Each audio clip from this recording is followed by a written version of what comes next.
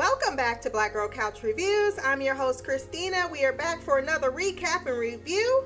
This one of Black Summer, which is the prequel to Z Nation. I just found that out. Like, I knew that some of the writers and the producer or showrunner of Z Nation was involved in this, but I did not know that this was supposed to be a prequel to Z Nation. So, we are going to discuss episode 1. I'll be doing episode 2 later.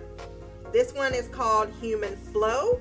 It was written by Carl Schaefer, who is the showrunner of Z Nation, and directed by John Hyman. Hyams? That sounds like not right. Hyams? Is that right? Okay. That sounds better. The other one, we all know what the other one is. He did some work on Chicago Fire, Chicago PD, and Z Nation as well. I gave this one an 8.4 out of 10. It was a pretty solid season premiere. I wanted to do this yesterday, but I was still feeling ridiculously sick still. But as you can tell by my voice, much better than I was before. So I'm excited to get into this show. It's only 8 episodes, which is great because I think 22 episodes, as much as I love The Flash, can be a lot. It can be a lot for a television show. And I think Chicago Med has the same, astronomical amount of episodes. But we're going to get to that as well today. This was a zombie for me, but also I can tell it's going to be a lot of character-driven arcs, and I'm okay with that because that's one of the best things about The Walking Dead is after a while the zombies, they're still a threat, but you kind of need what's going on with the human survivors to really drive the story forward. So we meet a lot of characters in this first episode, and I'm actually glad the way they set it up the way they did, because one, it makes recapping it really easy. When you're breaking it down by characters, you're kind of seeing where their perspectives are, where they are, who they are before they meet up. It was a good introduction to these people, even though some of them are already, I'm like, And we could start with our I don't know if she's the main character. Who is she played by? Jamie King? Rose. So we start the episode with her and her family, Patrick and her daughter, Anna, leaving their house. We hear this siren go off and everyone's jumping out of their house to run. Let me tell y'all something. I appreciated the realistic running here because everyone does not run like they can, like they're sprinting in a marathon. People who don't really run on the occasion and have to run for some miles, it's a struggle. I know I'd be struggling. Shit, I need to get me on a treadmill right now. I'm like, I need to be prepared for the zombie apocalypse should it go down because I am ridiculously out of shape. I would be Patrick. Wipe the sweat off me.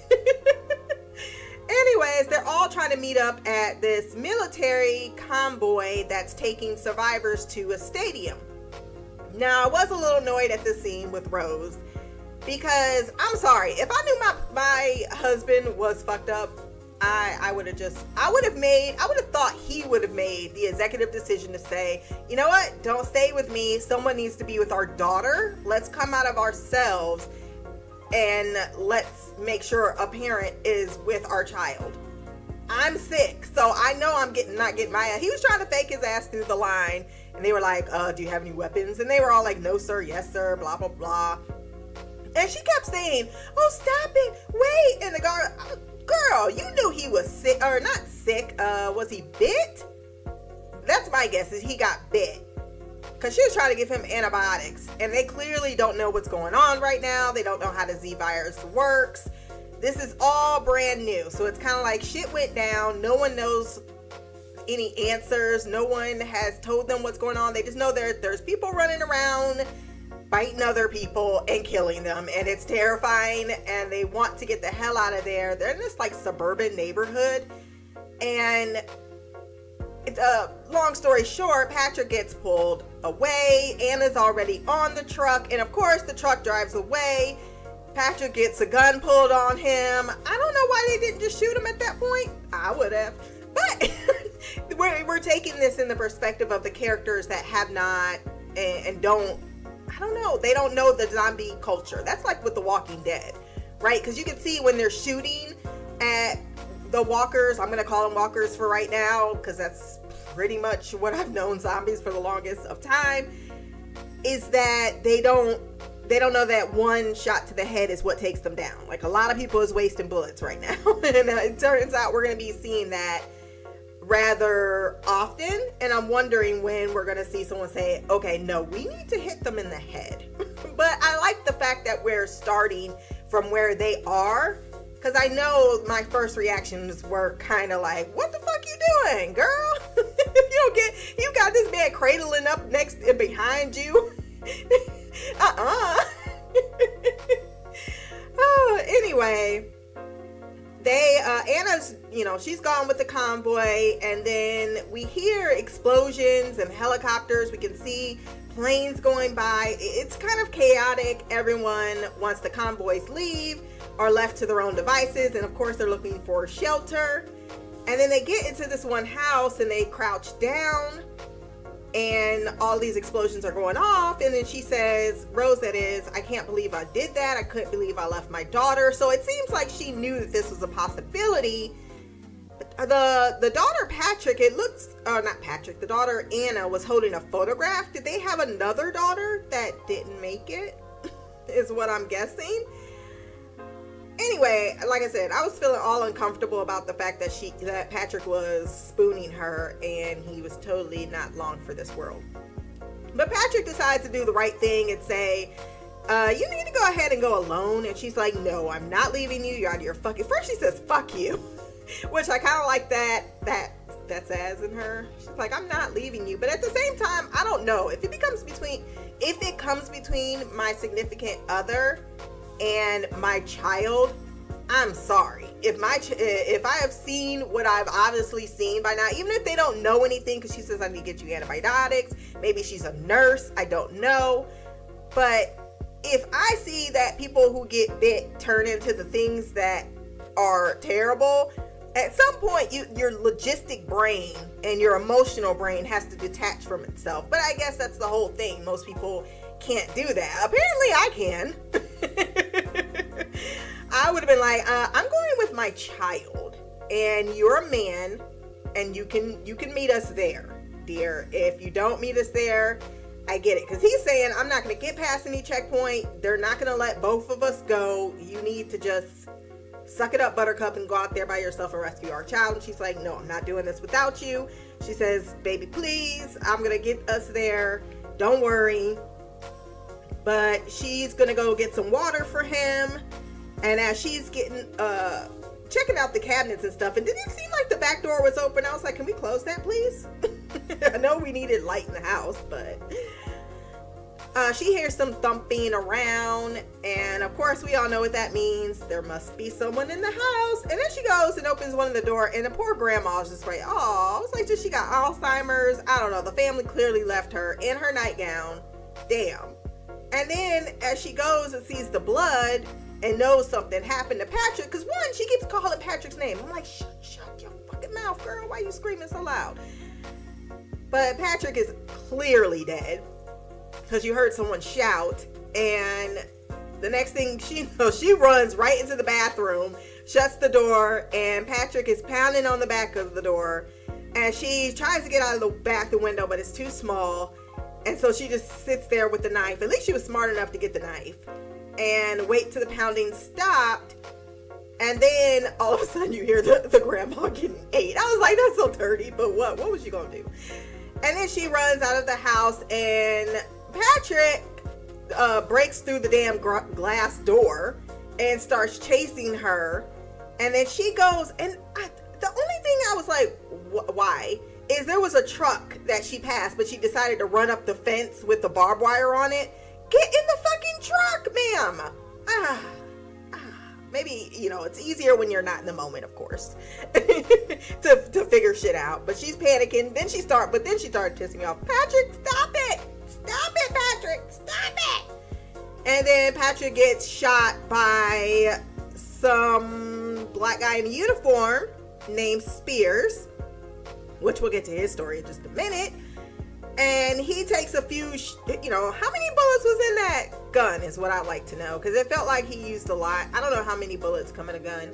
But he shoots poor Patrick. Finally, after like 6 shots, he finally, clips him in the head. And then she gets down, takes a moment to actually control her breathing and sob for her loss. Did she grab her shoes? Because I could have sworn she had her shoes knocked off. And then she walks over to this man who I'm really surprised is still there. And at first I was like, girl, you're getting way too close. But she hugs him and says that my daughter, she's lost. I need to get to the stadium. He looked like he did not want to help her at first. I mean, he was just going like, oh, who's this white woman hugging me like this? But she's like, I'll help you. Just help me get to the stadium. And then he eventually says, all right. Then we meet Ryan. Ryan is deaf, and he's walking around looking lost in the sauce, watching a car just be on fire. Where's Ryan's family? We don't know. He sees this man holding his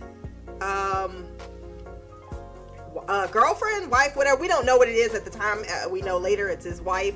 But he is holding her and then kind of runs and leaves her for dead, even though she's still breathing. So Ryan's like kind of appalled and runs up to her. And you can see that her eyes are getting cloudy, that she's in kind of the transition before death. And I do like how they did the storytelling. It's one of my favorite episodes out of Z Nation when they do this. What was it? They were at the newscast center and we kind of figured out the story going backwards. I really like that episode for that, and I can see that they're bringing that type of storytelling to the show, and I really, really like it because it seems like a one-off that he goes up to this lady and she's dying, and then this Korean woman comes out of fucking nowhere and grabs him like, come on, and he follows her, and apparently she does not speak English. And I was like, oh, that's a language. Like, he's deaf and she speaks Korean. And they're trying to find some shelter as well.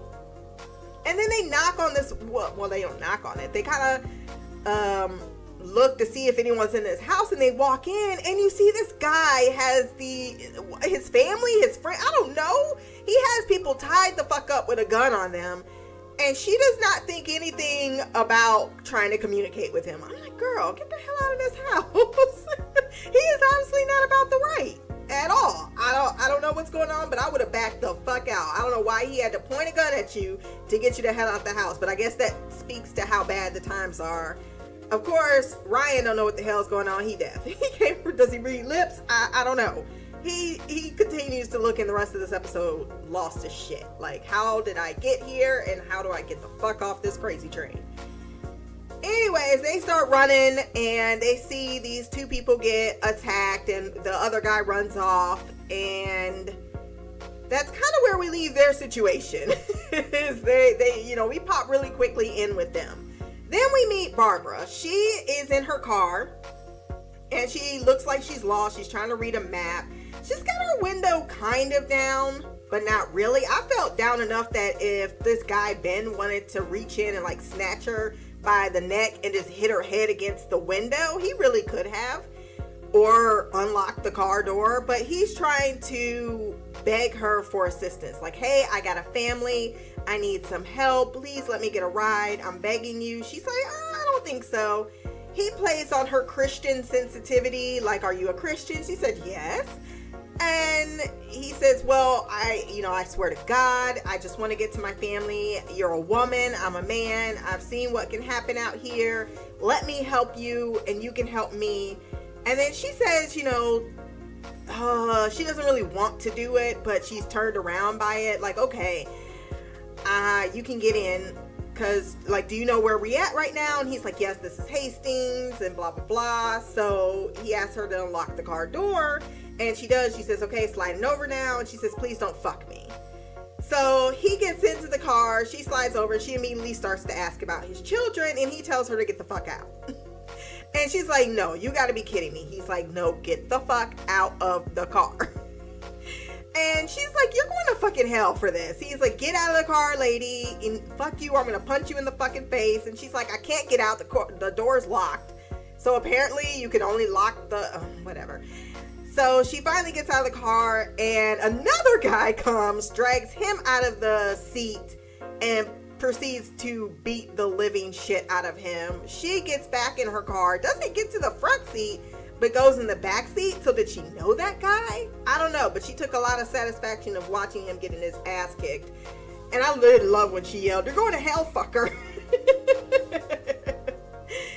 And then we meet Lance, which was very short, but it turned into something really cool, I thought, where Lance is the husband of the woman that was on the ground, because him and his wife are having the quintessential "it's not the end of the world" argument about being lost and looking at a map, looking for directions. Like, are you sure this is where we're supposed to meet at? Yes, this is what I'm supposed to meet at. This happens all the fucking time. Right when she starts her nagging, this freaking truck comes out of no damn where and runs her the fuck over. She goes flying like 3 feet. And then I thought it was weird that the truck just, I don't know what the hell was going on in that truck. Because then it sped away, and then he goes up to her, grabs her hand like, "Oh, baby," and then proceeds to leave her. Like, there's nothing I can do. And I don't blame him. I really don't.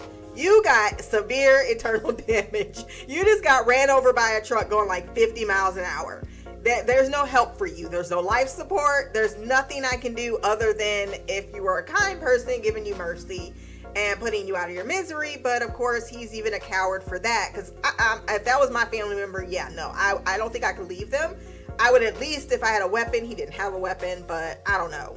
I would have tried to do something to end it for you. But he runs off. And we see that his girlfriend is, suffering. We see the scene where Ryan comes up to her, and then the Korean woman, they run off, and then she dies. And then we watch her turn. Why they need to throw up before they turn, I don't know. Or right as they're turning. Probably to get rid of the rest of whatever was in their stomach. I have no idea. That's an interesting little tidbit. But we have this nice little zombie perspective, which is really cool, that they don't do very often in zombie shows. And what's interesting is that, one, these zombies can run. I mean, they can fucking run. And they seem to have super freaking strength. Because she was like she can't open a door. She can pound on the door, but once she loses, it seems like once she goes after her prey, and if it's too hard to get at, she'll just move on to they'll move on to something else. And then she's stalking the rest of this neighborhood. People are running from her.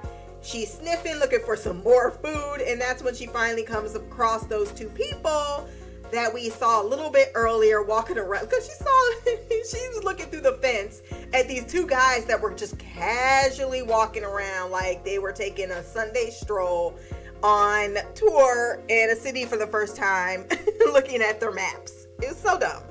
No urgency whatsoever. And one of those guys got, and I feel like we saw the other guy at the end. Like they panned to his face a few times, but they didn't give him a character arc. So I'm interested in seeing what his deal is. Then we get introduced to Spears, who is clearly not going to be Spears, because Spears is one of the officers. It's 3 army guys and then 1 black guy with a chain on. He got that gold chain, so y'all already know what that means. So you want to be a gangster, all that shit. But he is our African American character, and I didn't know why the hell did he get a private escort. Everyone else is told to fuck off at every given moment, but this dude is zip tied and being escorted by 3 army officers. And they knock on this one people's house and they say, "This place is being evacuated. You need to get the hell out of here." And I'm like, damn, they gonna not kick them out of their own place. But maybe the place really is getting evacuated. I don't know. It seems like there are different types of drop points or whatever the case may be to get people to the stadium. And we see Lance and his wife passing by the officers.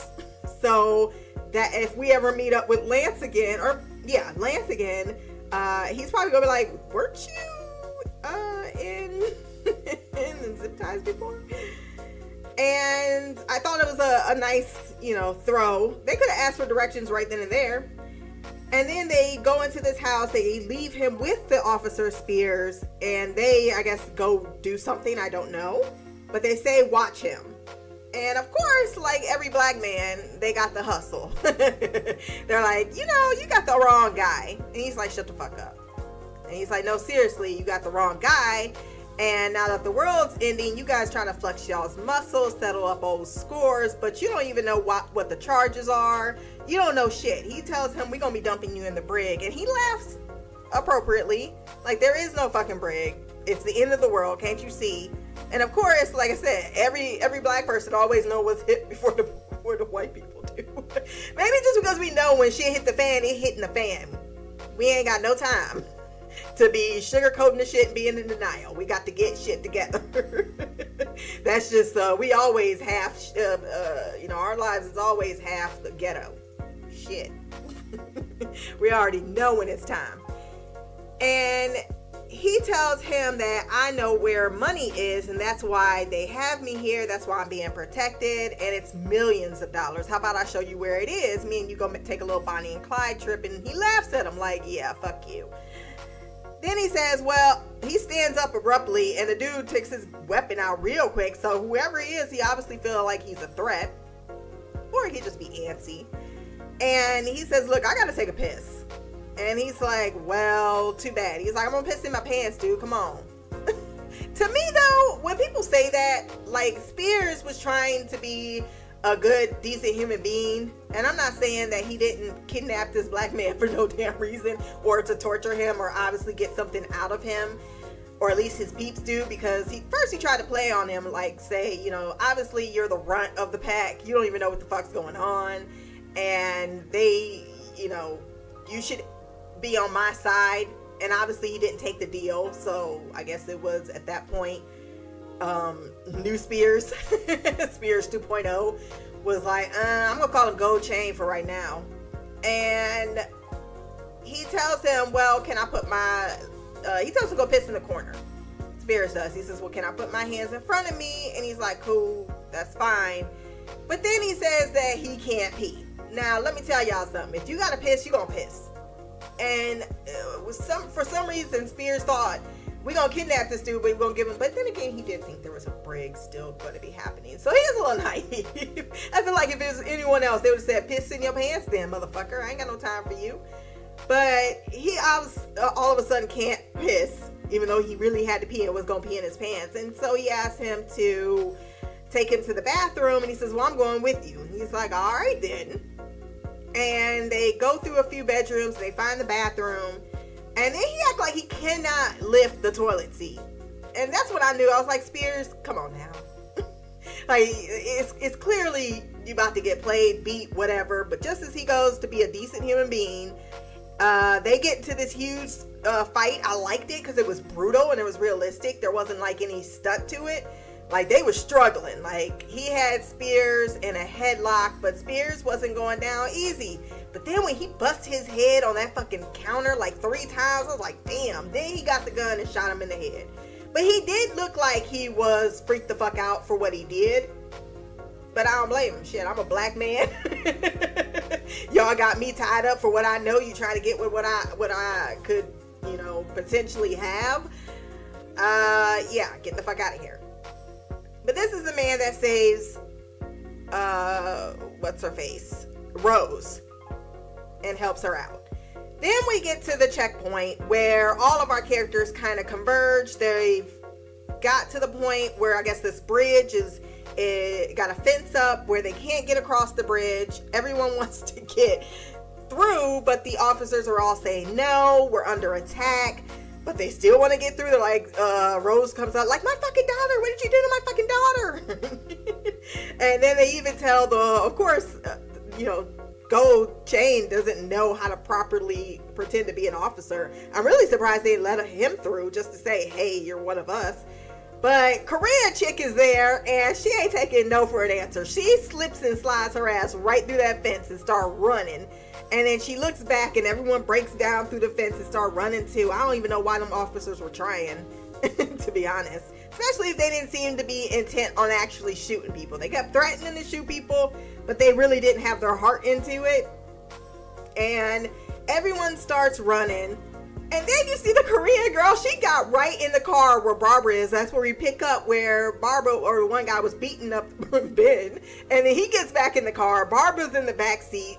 Korean chick jumps in the van and then runs the fuck off and drives the fuck off with those people, leaving poor Ryan in the background. So obviously they didn't know each other that well. She was just like, hey kid, move with me. I don't know. But they're all running to chase the van, and that is how the episode ends. With Rose looking behind saying, you guys can come with us. Like, hold on, why don't you check with your new escort with the pistol? Because you need some supplies, and y'all ain't got shit right now. But Ryan's there, the one guy whose friend got ate is there that we didn't get introduced to. And maybe some other people we're going to see. So this is all very interesting to me. I really enjoy zombie type genre shows just because I like seeing the different takes on them. So I'm going to enjoy getting through. And then the first episode went by so quick. So I really like that too. Episode 2 will be coming next. I probably do 3 and 4 next week. So if you want to send feedback for that, you can send that to blackgirlcouch@gmail.com. My social medias will be below. You can find this podcast on Podbean, Stitcher, iTunes, and Spotify at Black Girl Couch Reviews. Until then, peace.